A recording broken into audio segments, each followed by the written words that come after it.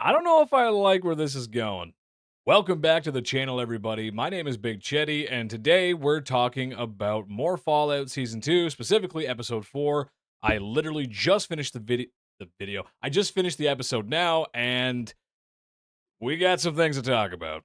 So, when I watch the show, I usually have a set of notes that I take down on my clipboard or my phone, just sort of keep track of ideas or things that I find really interesting or talking points that I think will be good for the video. And out of the gate, we got a callback or a flashback to the Alaskan War between the United States and China, which I'm pretty sure the only time we've ever seen that reference is in Fallout 3 with the Anchorage DLC. Pretty sure it's the only time. So very cool to see Walter's character, the Ghoul, in the pre-war period, or I guess not necessarily the pre-war period, but the Great War with China, defending Alaska from the Chinese communists, and we got to see some Chinese soldiers too, which I think is very cool. I think seeing that other side of the world in Fallout's world is very interesting, and the Chinese soldiers I think look cool. They're intimidating, spooky, evil communist, and it was just a really cool throwback or callback to Fallout 3, I guess you could say.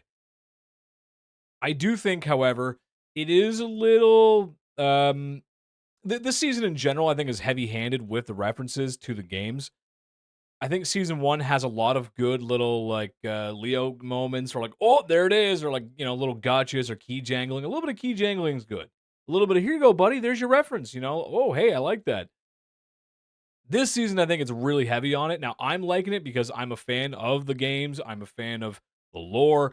I know pretty much all the foundational points and lore that you should know for the Fallout world. But if you're jumping into the show for the first time, you're going to be confused. Especially in season 2, you're going to need to sit beside somebody like me when you watch it because there's a lot that has to get covered. We also got to see a Deathclaw, which I think is fantastic because, well, when I think Fallout and I think of the horrible, awful creatures that roam the toxic wastelands, I think of the Deathclaw. It's usually the toughest enemy in the game, just based on pure stats, and well, it's the biggest and scariest monster in the Fallout game. So yeah, I was happy to see it, and for the most part, I thought it looked okay. There was some CGI used, I think, in the first scene.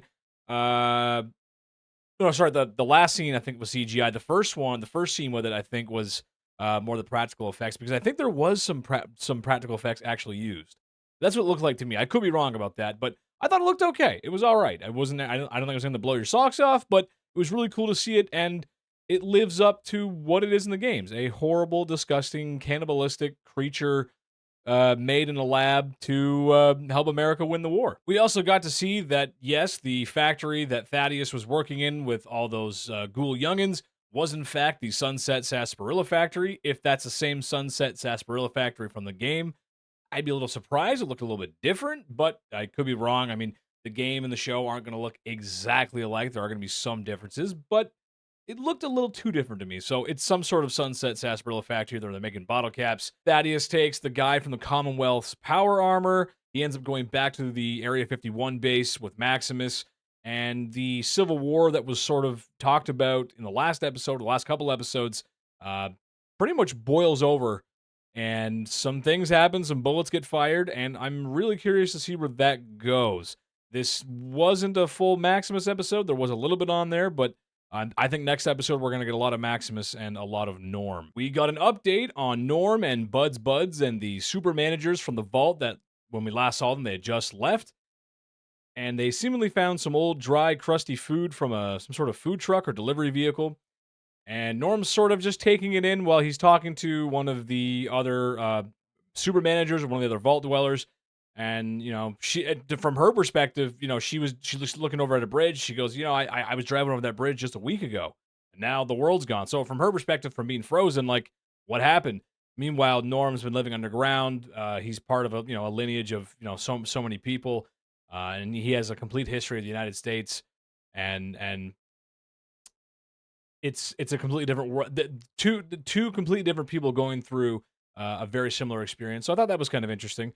But then one of the guys seemingly gives Norm a little bit of a power move. He kind of wants to assert himself a little bit, which I guess they're sort of making a lot of corporate jokes too. Like there's a lot of like corporate language in there, which I guess makes sense.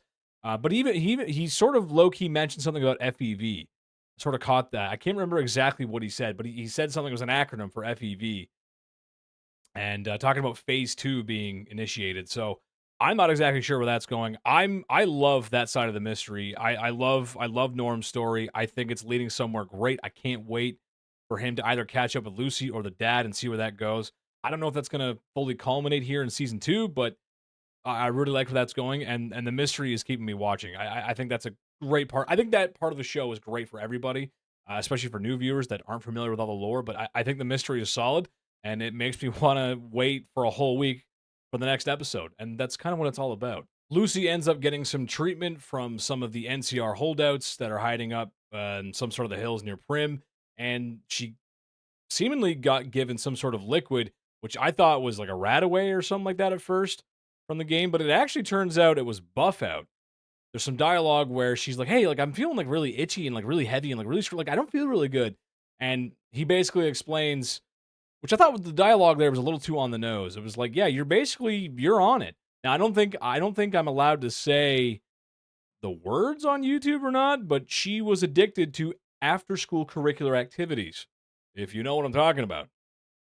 You know what I'm talking about. Yeah, you. Mhm. How do you know? And like she's still super cute in the show. Her dialogue's still a little quirky, maybe a little too quirky, but I think it's fine right now. I'm not sick of it yet. I worry that I am gonna get sick of it. I mentioned that in one of my other videos that, some of her quirky dialogue and just sort of her antics may get a little tiring over time. I'm not there yet. I still think it's cute. She's super adorable. Ella Purnell does a great job of playing this character. That sort of sense of innocence is still there because she's a vault dweller and she really doesn't know much. But in this episode, she's learning. She keeps learning, and that's important. We're seeing that character arc, and she's learning that this place is absolutely a horrible, awful nightmare. And the buff out thing, I mean, it did feel a little heavy handed to me, just the dialogue, the way the ghoul said it to her. But that's kind of how it appears in the game. You get a little message pop up in the left or right hand corner of your screen saying, "Hey, guess what? You took some 200-year-old stuff, and now that's it, buddy. Now, uh-oh, you're addicted." Which is actually very on brand for the Fallout world to have these evil corporations that control America. You don't think the pharmaceutical corporations wouldn't be giving people highly addictive and harmful pharmaceuticals to them and where that happened to them. So I completely believe it's still potent 200 years later or however many years later, and I think it's very on brand to have that sort of stuff in the show. Fallout is a mix of a many weird things, and the sums of its parts are very beautiful. It makes for a very interesting world, and I love it. But of course, in my reviews, I try to be as honest as possible, and I got to talk about something I don't particularly love right now. That is the current state of the Vegas Strip. We see Lucy and the Ghoul come up to the Vegas Strip, and seemingly something is wrong because the Securitrons have all been knocked out, and the Kings of Freeside, I think one of the funniest, coolest factions from Fallout New Vegas, seemingly are no more. They have been ghoulified. Something happened to them. We don't know. I hope we get an answer. I hope we find out. But Lucy has the sort of badass moment where she takes out some of the ghoulified kings. And of course, the last one she takes out was the king himself. Hey there, mama. But I'm not, I'm not loving that. I understand that things change. This is after New Vegas. Um, it's just hard for me because New Vegas is not only my favorite Fallout game, it's also my favorite video game of all time. I love the world, I love the lore, and to sort of see it move in that direction, I'm not exactly happy with that. I can't lie. To say I'm not loving the show, that would be lying to you. I love the show. I think it's fantastic. I would love to be on the show. Bethesda, Prime Video, if you're hearing me, please put me in the show. I will play a dirty, rotten scavenger. I will do whatever. I love Fallout so much. I actually ended up filming something for Prime Video with Fallout the other day. So that was pretty cool for me. I can't share exactly what it is, but just know that I, as a content creator and an actor, I got to film something with them and sort of be a part of the Fallout universe. And that was huge for me. It was like a dream come true. So if you're listening, Bethesda, Prime Video, anybody, whoever the powers that will be, but all that glazing aside, yeah, there's some things that I'm not 100% happy about. There's some things I don't love. The current state of the NCR.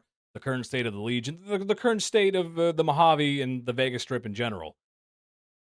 But I don't think all is lost. I think there's a lot of hate coming from New Vegas diehards. I say that, but they're really not. They're because New Vegas diehard is a Fallout fan. Some of these people are just really angry. Do I think they have a right to be angry? I mean, sure, it's a free country. You can say and think whatever you want, but I just think some of their claims are really baseless. People saying that it's completely destroyed and this and that, and it just feels like there's a lot of vitriol circulating around, and I'm just not there. I'm just not there. And I have a lot of hope for this series. I think Fallout Season 2 is going to be an excellent season. We still got 4 episodes to go, and I am looking forward to making videos on the rest of them. On top of that, I think we're going to get some great Fallout content in the next couple of years. There's a rumored Fallout 3 remastered coming, as well as now as a Fallout New Vegas remaster coming, or I guess full remake, I should say. So that's very exciting, and I hope that happens because I hope more people get into this franchise. I hope the newer people, the tourists, whatever you want to call them, I hope they love this franchise, play the games, and feel the same things and share the same things that I love. That's the whole point, to me at least. And I'm hopeful. I'm hopeful that it's going to be good, and the things that are happening, I hope there's an explanation for them. And there's a good reason why I hope there is an explanation for them. And that's simply because not only am I a big boy who likes Fallout, I'm also a big boy who likes Star Wars. And if you've ever heard me rant and rave on my Twitch streams, which I'm streaming 4 days a week, make sure you come check that out. Wednesday, Thursday, Fridays, and Saturdays, 8 to midnight, Toronto time. Um, I have been very critical of a lot of the Disney Star Wars projects in the last few years, mainly because I think they've completely moved in the wrong direction, and we really just don't get any explanations for it. And for me, the biggest culprit of that is the sequel trilogy, 7, 8, and 9. I know there's a little bit of a tangent, but hear me out. Those movies, I think, to some people in the Fallout community, are making some of the sort of the same mistakes. They're retconning, they're essentially breaking lore or changing lore because it's this new thing. You can make a list of reasons, etc., etc. My point is, Star Wars never really gave a good explanation for any of it. A good example is in episode 7 when Rey gets her lightsaber from the bar from Maz Kanata, whatever her name is, the orange lady. She was kind of cool. I liked her. She picks up Luke Skywalker's lightsaber and says, how'd you get this? That's a story for another day. They never tell you. How did that lightsaber get from Bespin, falling down the thing, all the way to this other planet across the galaxy? There's lots of examples you can find in the Star Wars trilogy like that, and there's some stuff you can find in some of the other Star Wars TV shows and projects, etc., etc. And for me, yeah, I don't really love those movies. They're not. I love Star Wars, but I'm not a fan of the sequel trilogy at all. So my point is, if Fallout is going to make these bold choices, if they are going to change things, give the people a good show along with it. Give us a good explanation. Fill in those blanks for us. Because that's what Star Wars didn't do. Star Wars is still Star Wars. It's going to sell no matter what. That's the way it goes. But those movies suck. So when Luke Skywalker gets his lightsaber and throws it over his head because reasons, we actually need the reasons. And that's what I'm hoping here. I hope Fallout actually provides good explanations of why the NCR is the way they are, or why the strip is the way it is right now, and just give us the context. Show me, don't tell me. I don't want to pick up a visual dictionary guidebook on every show or every movie like Star Wars does. Now, you can find examples of this in any franchise. I'm just saying this as someone who likes Star Wars and Fallout, and I think there's actually a lot of crossover. I think there's a lot of Star Wars guys that like Fallout. Let me know in the comments below. I think I'm right about that. Lastly, I wanted to touch on what's going on down in the vaults, Vault 32, Vault 33. It's kind of hard to keep track of what's going on because they did that little like Vault Dweller trade back in like one of the last episodes of season 1. And when we last saw them, Betty and Stephanie were in charge of these vaults. And as we know, as we've seen through little clips and tidbits, that they are actually some of Bud's buds. They are some of the super managers that got unthawed at some point for some reason. And now, because the water chip, reference to Fallout 1 or 2, one of them, can't remember, because the water chip in Betty's vault is diminishing, they're rationing water, and she's asking for help from Stephanie, who for some reason has her own plans not to help them. There's something going on here. Betty is starting to realize that Vault Tech may not be coming to help them. It might be over since she's seen what's happened in the other vault. Bud is gone, and the capsules are all opened and everyone's gone. So I think she's starting to come to the idea that, ooh, maybe survival is the only thing now. Not good. And Stephanie, for some reason, doesn't want to help her. So we got to figure out why. I think that mystery is also very interesting too. Also, that actress, she looks fantastic. She's perfect for this role. She's got the 1950s haircut, but she's got the eye patch. Little strange, but she's also very beautiful, sexy, powerful. I really like her character. Um, and sort of the silliness of the big guy report is like, well, I need to report somebody, and I have to report you to you because you're the overseer. And I thought it was very interesting. But the I think the sort of interesting highlight of the whole episode is when Chet goes into the drawer. He finds a false bottom in the drawer and he pulls out her identification, which says she's Canadian. Which I know, awful, right? God, Canadians, those guys are the worst, says one. But it says she's from the American annexed territory of Canada, which a little topical these days. But that's what happened in the Fallout lore, the Fallout universe, when they ran out of resources. And I think what they're trying to show there, though, is that she is clearly from the past. She's clearly from somewhere else. I mean, who knows what even happened to Canada in the Fallout lore post-war? There's only so much lore knowledge we have about that. So it wouldn't be very clear to Chet that she is from Canada. She's an American.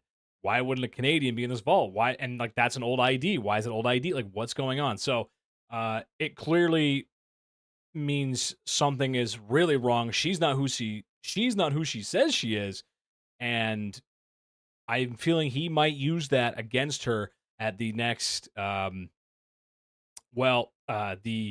what was the little group that guy had going for people who are related to each other that have families. I'm not sure I'm allowed to say the word, but you know, I think they're gonna bring some food and water up there and like, hey, this we gotta talk about this. This is bad. But overall, I'm still really enjoying the show. I think it's a fantastic show. It's one of, if not the best show on television right now that you can watch.